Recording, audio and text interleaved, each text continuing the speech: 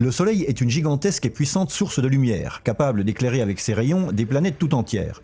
Pour cette raison, quand le Soleil éclaire une vaste zone plane, la lumière parvient avec la même intensité sur l'ensemble des points visibles.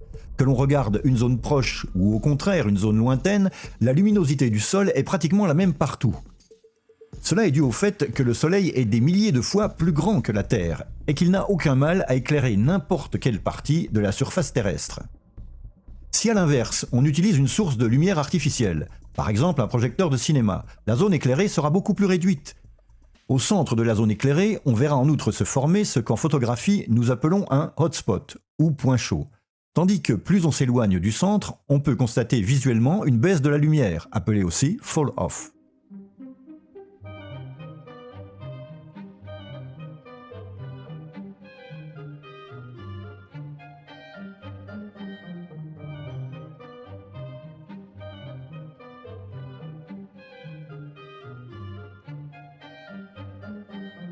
Maintenant, si l'on prend certaines photos des missions Apollo, on remarque que le même phénomène constaté sur les photos prises avec de la lumière artificielle est bien présent.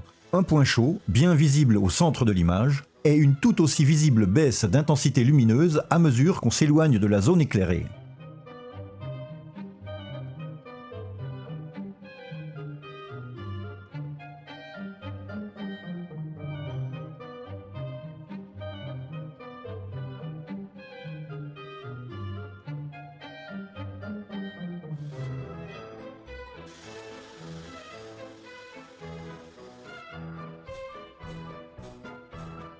Il n'y a aucune raison pour que cette région-là apparaisse plus sombre que celle-ci.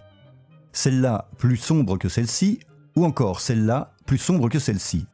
Comme nous l'avons vu, en fait, quand le Soleil éclaire une vaste zone de terrain, la lumière parvient avec la même intensité sur l'ensemble des points visibles. Si à l'inverse, pour l'éclairage, nous utilisons une lumière artificielle, voilà que la zone illuminée devient plus claire au centre et plus sombre à mesure qu'on s'en éloigne. Un cas évident de point chaud est présent sur l'une des photos les plus connues de la NASA, celle de Buzz Aldrin réalisée par Neil Armstrong lors de la mission Apollo 11.